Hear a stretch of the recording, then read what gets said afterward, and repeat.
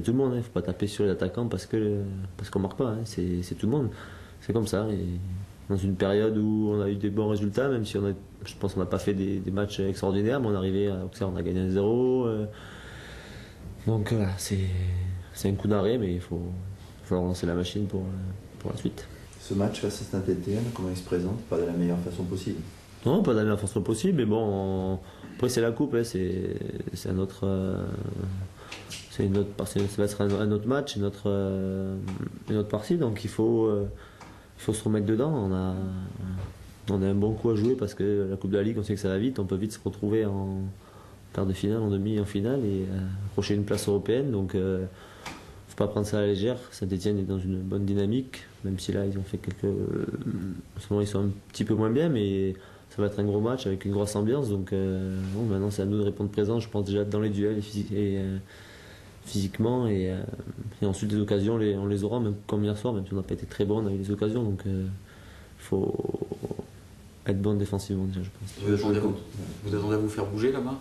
Ouais, se faire bouger, oui. On sait que si on n'est pas prêt, ils vont vouloir mettre rythme, ils vont vouloir aller vite vers l'avant. Donc à nous d'être costaud, d'être présent, de répondre présent dans les duels. Et après, si on arrive à tenir les 20-25 premières minutes dans le duel, être costaud défensivement, le rythme va se calmer. Et puis ça sera à nous d'imposer notre jeu et puis de se créer d'occasion et de marquer des buts. C'est un beau test, comme quand on joue Paris, Lyon, là c'est une équipe qui est en tête du championnat, même si c'est pas le championnat, c'est quand même un gros test. C'est un gros test, mais je ne suis pas fait Espagne, mais peut-être que le match de Saint-Étienne sera peut-être plus facile que le match de Brest, parce qu'on sait que Brest ils sont en forme, c'est une très bonne équipe à l'extérieur, et Saint-Étienne ils vont jouer, il y aura peut-être plus d'espace, donc ce sera peut-être plus facile pour nous de jouer là-bas.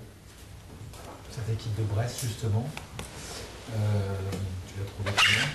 Conforme à ce que vous avez vu à la vidéo? Ouais, c'est exactement ce qu'on nous a dit. Ils défendent bien, ils ont un super attaquant qui fait des super appels de balles et voilà. Il y a un mec sur les corners qui décroche, qui met la tête, donc c'est exactement ce qui s'est passé. Donc, Comment on peut se faire piéger quand on vous alarme là-dessus, vous avez des professionnels? Oui, bien sûr, mais bon, dans le football, pour qu'il y ait des buts, il faut qu'il y ait des erreurs. Donc voilà, que ce soit à Bordeaux ou au Real de Madrid, malheureusement, il y a toujours des erreurs. Là, on le savait. Après, les attaquants, le mec s'est bien déplacé, le centre était bon, il est passé devant le défenseur. C'est comme ça. On le savait, mais malheureusement, on n'a pas su répondre. Donc tu as joué 2 matchs à l'extérieur, Nancy-Auxerre, et un match à domicile. Est-ce que Bordeaux est meilleur hors de ses bases? On va dire que les 2 matchs joués à l'extérieur, on les a gagnés. Donc on va dire ça, ouais. Mais voilà, à domicile, il faut qu'on crée le jeu. Donc c'est vrai que comme il y a pas mal de joueurs nouveaux, que l'équipe se met en place doucement, même si on avait joué 9 matchs de championnat. Je pense qu'il n'y en a encore pas en rodage, mais je pense que l'équipe a encore besoin de trouver des repères. Et c'est vrai qu'à l'extérieur, on défend plus et on joue en contre-attaque, donc c'est peut-être plus facile pour le moment pour Bordeaux de gagner des matchs. Est-ce que ça veut dire que ces repères, que vous n'avez pas, ça va durer jusqu'à la trêve? J'espère pas, non. Enfin, j'espère que ça va se... J'espère qu'on va réussir à régler ces 2-3 petits détails le plus rapidement possible pour être bon à domicile et puis engranger les points à domicile, parce que je pense que c'est le plus important. Peut-être avec Alou, dans l'impact, on aurait été peut-être différent. Et surtout, son point fort, c'est qu'il arrive à remobiliser tout le monde. Il va falloir qu'on retrouve d'autres joueurs qui deviennent des leaders comme Alou. Comment vous gérez l'incertitude par rapport à Alou, justement? Comment ça se gère dans le vestiaire? On ne sait pas trop sur quel pied danser? Ah non, mais de toute façon, on avance. Il n'y a pas d'incertitude, on verra. Hein. On avance. On sait déjà qu'il a les 3 prochains matchs, il n'est pas là. Et on verra après. Hein. C'est pas... Moi, je pense à ceux qui vont jouer le match à Saint-Étienne. C'est surtout ça. Alors justement, par rapport à ce manque d'impact physique au milieu, on l'a vu, est-ce que ça va avoir un réaménagement par rapport à des choix d'hommes? D'hommes ou de positionnement. C'est fort possible que ma philosophie évolue un petit peu, mais ça va dépendre aussi des disponibilités, des blessés ou pas. Et ça, on ne le saura que demain, parce qu'il y a quand même eu quelques bobos. C'est-à-dire? Il y a quelques joueurs qui ne sont pas sortis aujourd'hui. Alors on verra ça demain. Saint-Étienne, c'est un gros test? C'est un bon test, c'est pas un gros test, c'est un bon test. Il faut il faut répondre présent. Mais je ne suis pas inquiet. À l'extérieur, on est souvent bien. On a raté vraiment qu'un match à l'extérieur. Parce que vous avez moins à faire le jeu. Et c'est ce un petit peu que je déduis là. On perd trop de ballons dans les mauvaises zones. C'est un peu notre problème. Et on se fait souvent rapidement contrer. On n'arrive pas à maîtriser. Il y a des joueurs qui semblent assez loin de leur niveau supposé. Votre philosophie, c'est quoi? De les laisser sur le terrain pour que ça s'améliore ou changer? Ben, on verra. De temps en temps, je change, de temps en temps, je les laisse. Ça dépend. Ça dépend un petit peu des concurrents.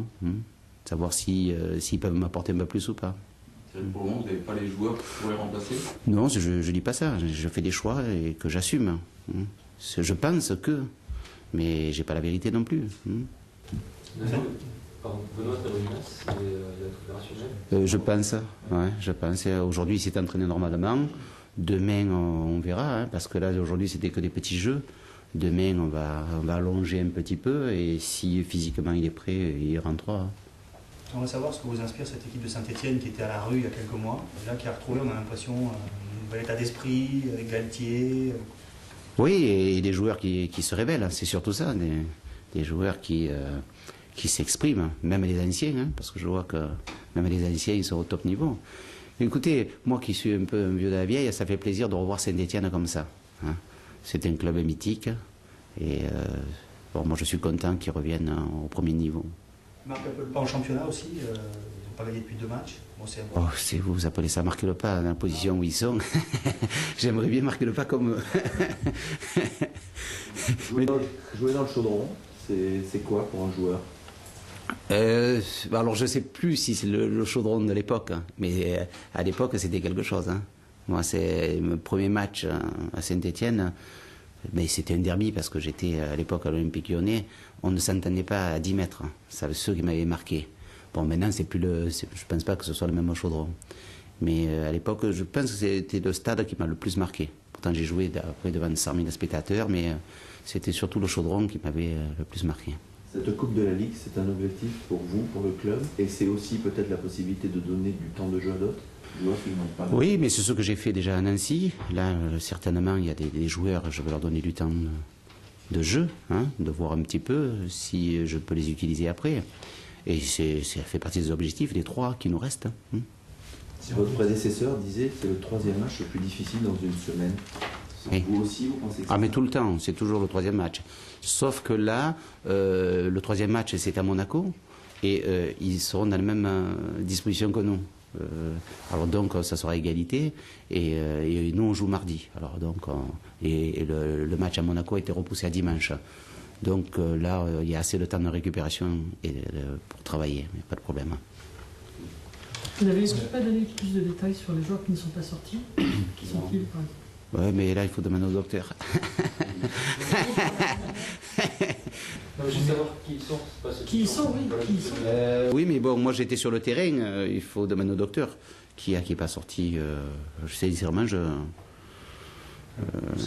pour presque, oui, des petits bobos, mais je ne vais pas vous dire. On verra demain. Demain, on fera un communiqué pour les joueurs qui ne viendront pas, déjà. Ça voudra dire ils sont pas sortis. Jean, on est à 10 matchs en championnat, donc ça fait un peu plus d'un quart. Oui. Est-ce que vous pouvez déjà faire un premier bilan du travail que vous avez effectué avec les joueurs? Oui, pour maintenant, le bilan, c'est assez moyen. Hein. On peut faire beaucoup mieux, je pense, avec l'effectif que j'ai, et on doit faire beaucoup mieux. Bon, c'est tout juste la moyenne, quoi. Vous aviez fixé il y a quelques semaines un délai justement de quelques semaines qui consistait à dire on a besoin encore de quelques semaines pour... Oui, non, mais de toute façon, on n'est pas au point, hein, ça se voit. Hein. On manque de régularité et on manque de rigueur. Voilà, moi, ce que j'appelle la rigueur dans certaines zones de terrain. Et ça ne se gagne pas en quelques semaines. Hein. Vous n'êtes pas homme à baisser les bras, j'imagine? Non, oh là là, vous savez... Ma devise, c'est ne meurs pas qui combat. Hein. Voilà. Ça va calmer tout le monde.